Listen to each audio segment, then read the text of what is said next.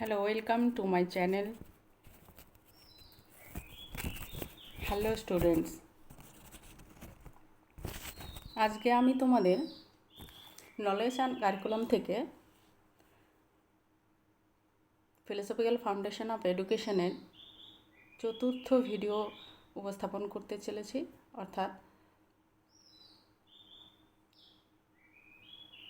Philosophy and education সম্পর্কে একটি video ছিল, দ্বিতীয়তে ছিল স্বামী বিবেকানন্দজির শিক্ষা দর্শন। নেক্সট আমরা এসেছি গান্ধীজির শিক্ষা দর্শন। তো গান্ধীজির শিক্ষা দর্শনে আমি গান্ধীজি সম্পর্কিত তার সংক্ষিপ্ত জীবনী, গান্ধীজির জীবনাদর্শন, গান্ধীজির শিক্ষার ধারণা, শিক্ষার লক্ষ্য এবং ব্যক্তিতান্ত্রিক এবং সমাজতান্ত্রিক শিক্ষার লক্ষ্য, তার পাঠ্যক্রম কী হবে, এ সমস্ত বিষয়ে এর প্রথম ভিডিওতে আমি জানিয়েছি। আজকে আমি তোমাদের গান্ধীজিরই একটি শিক্ষা ধারণা, বুনিয়াদি শিক্ষা, সে সম্পর্কে বিস্তারিত একটু বলার চেষ্টা করব। আশা করি তোমাদের কাজে লাগবে। তো আসো শুরু করা যাক। গান্ধীজি, এম.কে. গান্ধী অর্থাৎ মোহনদাস করমচাঁদ গান্ধী, তিনি যে বুনিয়াদি শিক্ষার কথা বলেছেন, সেই শিক্ষা ব্যবস্থা কেমন ছিল, এই শিক্ষার ধারণা কী ছিল, এই শিক্ষা কতটা ফলপ্রসূ হয়েছিল এবং এই শিক্ষা ব্যবস্থাকে ঘিরে কিছু ত্রুটি আছে কি না, এ বিষয়ে আমরা জানার চেষ্টা করব। শুরু করে সেবাগ্রাম সম্মেলনে 1937 সালে বুনিয়াদি শিক্ষা প্রবর্তিত হয়। কংগ্রেস শাসিত 7টি জেলা প্রদেশে প্রথম এই বুনিয়াদি শিক্ষা শুরু হয়। যেমন বিহারকে পাচ্ছি, উড়িষ্যা, কাশ্মীর, উত্তরপ্রদেশ, বোম্বাই, সে সময় বোম্বাই, সেন্ট্রাল প্রভিন্স প্রভৃতি প্রদেশগুলিতে জনপ্রিয়তা লাভ করে। আমরা দেখতে পাই দ্বিতীয় বিশ্বযুদ্ধের সময় ভারত ছাড়ো আন্দোলনের, অর্থাৎ 1939 থেকে 1944 যে প্রেক্ষাপটটা ছিল, সেই প্রেক্ষিতে বুনিয়াদি শিক্ষার অগ্রগতি কিছুটা বাধাপ্রাপ্ত হয়েছিল। 1944 খ্রিস্টাব্দে আবার সার্জেন্ট পরিকল্পনায় বুনিয়াদি শিক্ষাকে জাতীয় প্রাথমিক শিক্ষা পরিকল্পনা হিসাবে স্বীকৃতি দেয়, কারণ এটি অনেকটা ফ্রুটফুল হয়েছিল।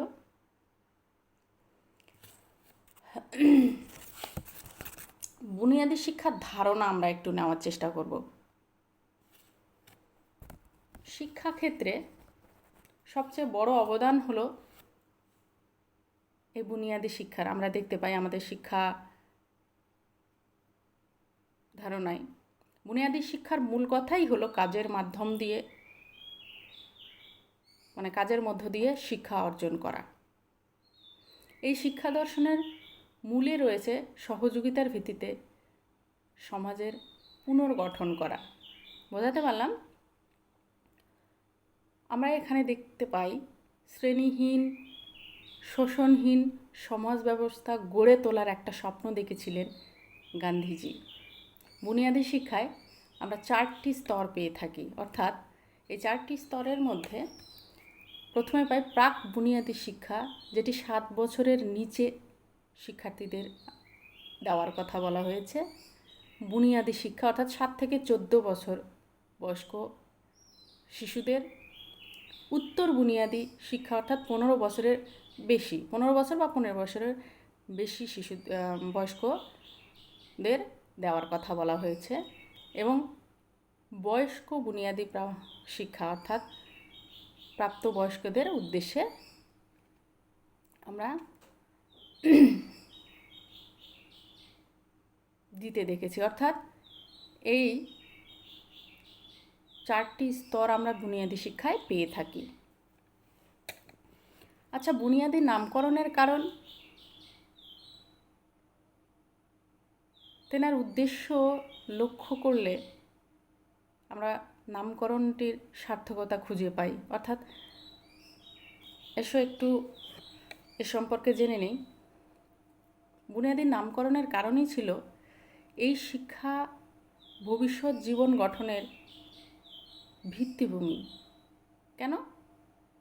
যার বুনিয়াদের উপর গড়ে ওঠে পূর্ণ বিকাশ, অর্থাৎ সার্থক জীবনের সফলতা এবং সার্থক জীবনের সফলতার ইমারত। এছাড়াও মানুষের মৌলিক চাহিদাগুলি পূরণ হতে দেখেছি এই শিক্ষা ব্যবস্থার মধ্যে। তাই একে বুনিয়াদী শিক্ষা হিসাবে সার্থক রূপ দিতে পেরেছিলেন গান্ধীজি। তো এই বুনিয়াদী শিক্ষার লক্ষ্য কী ছিল? এই শিক্ষার লক্ষ্য হলো কর্মের মাধ্যমে শিক্ষার ব্যবস্থা করা। নাম্বার 2, শিক্ষার্থীর সর্বাঙ্গীন বিকাশ বুনিয়াদী শিক্ষার অন্যতম লক্ষ্য ছিল। অর্থাৎ চারিত্রিক বিকাশ, দৈহিক বিকাশ, স্পিরিচুয়াল আধ্যাত্মিক বিকাশ, মানবিকতার বিকাশ, এভরিথিং। নেক্সট আমরা পাই দেশবাসীকে, শিক্ষার্থীকে, মানুষকে অর্থনৈতিক স্বনির্ভর করে তোলা। অর্থাৎ শিক্ষা বস্তুতান্ত্রিক শুধু হবে না, হয়ে উঠবে স্পিরিচুয়াল শক্তির বিকাশ সাধনার একটা পন্থা। অর্থনৈতিক স্বনির্ভরতা তো হবেই, তার সঙ্গে শুধু বস্তুতান্ত্রিক শিক্ষা পাবে না, স্পিরিচুয়াল ডেভেলপমেন্ট ঘটাবে শিক্ষার্থী। আচ্ছা, বুনিয়াদী শিক্ষার লক্ষ্য পেলাম, এর বৈশিষ্ট্য একটু জেনে নেওয়া যাক।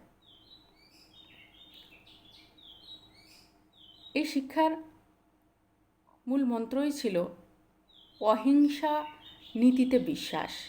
অর্থাৎ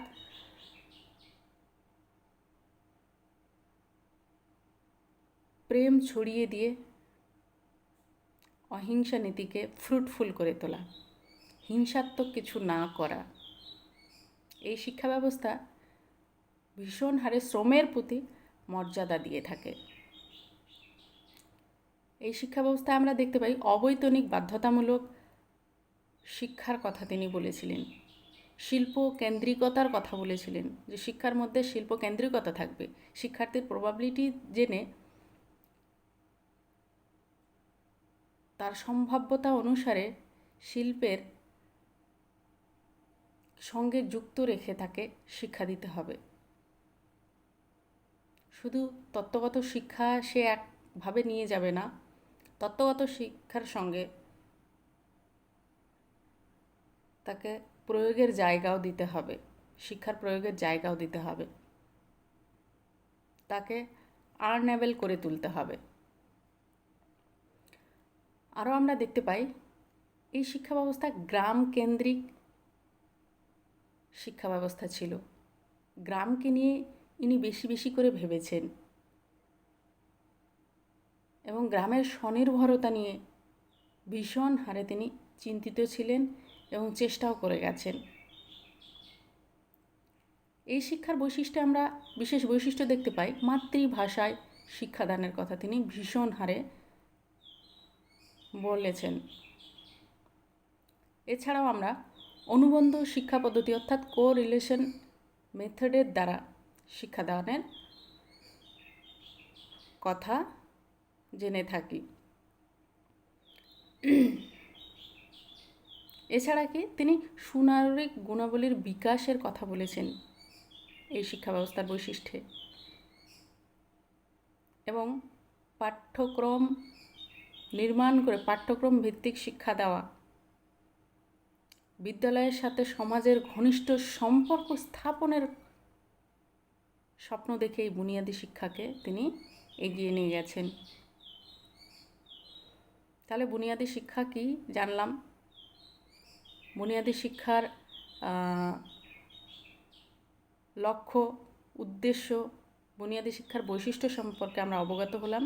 আচ্ছা, এই বুনিয়াদী শিক্ষা কি কোনোই ত্রুটি ছিল না? ছিল।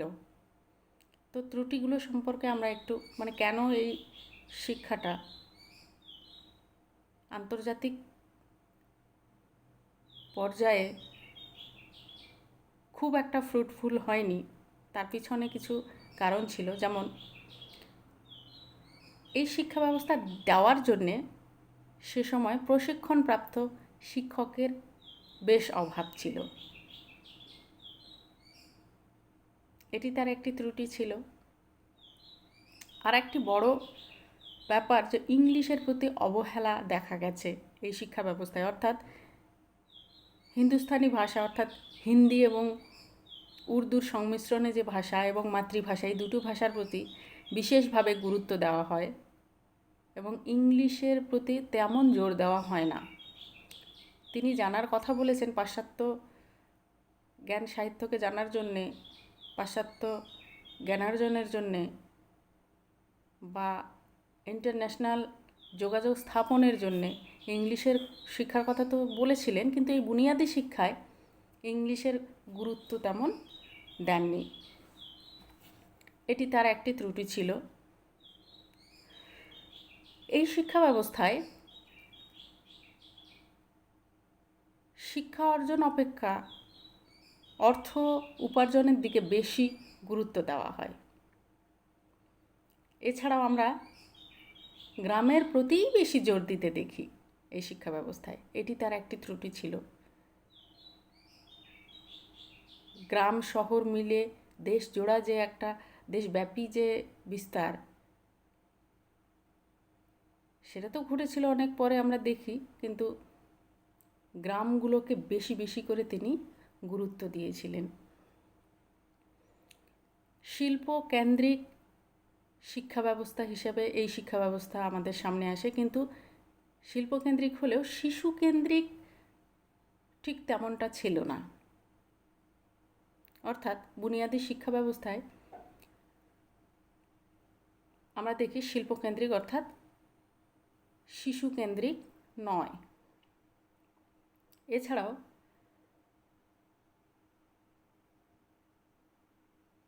আমরা এই বুনিয়াদী শিক্ষায়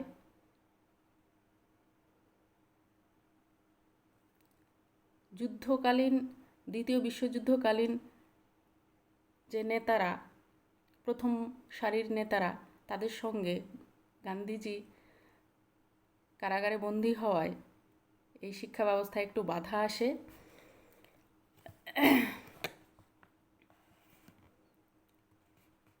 তো এই সময় দেখা যায় যে বাধাপ্রাপ্ত হলেও এর প্রসার বেশ অনেকটাই হয়েছিল। ত্রুটি সত্ত্বেও এই শিক্ষা ব্যবস্থার অবদান আমাদের শিক্ষা ব্যবস্থার প্রতি ভীষণ হারে, যা বর্তমানে ভোকেশনাল এডুকেশনে যে পার্টগুলো আমরা পড়ে থাকি সেরকমই কিছুটা ছিল। পরিশেষে আমি বলতে পারি ভারতীয় শিক্ষার ইতিহাসে বুনিয়াদী শিক্ষার অবদান অপরিসীম। তার শিক্ষা ভাবনায় প্রকৃতিবাদ, প্রয়োগবাদ, সমাজবাদ ও মানবতাবাদের সংমিশ্রণ লক্ষ্য করা যায়।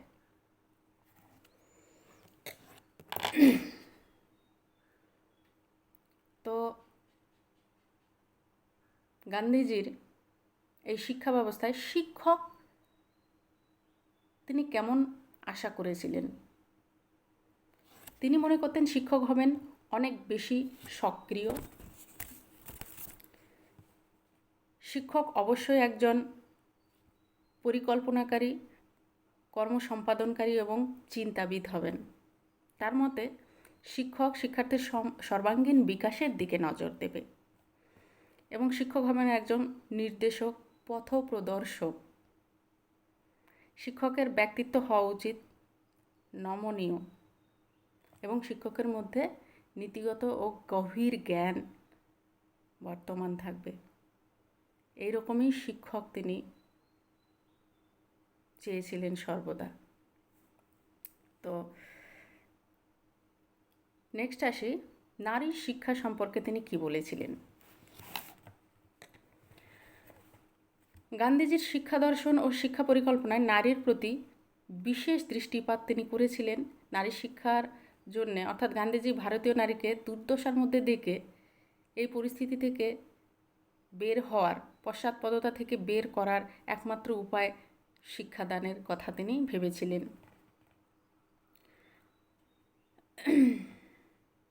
তিনি মনে করতেন নারীরা পুরুষদের সম অধিকারে, সমান হারে তারা শিক্ষা পেতে পারে, অধিকার পেতে পারে, যাবতীয় যা তারা নিজেরা সক্রিয়ভাবে এগোতে চায় তারা এগোতে পারে।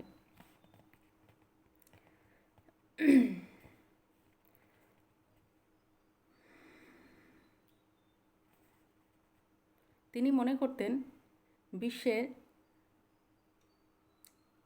অন্যান্য দেশগুলি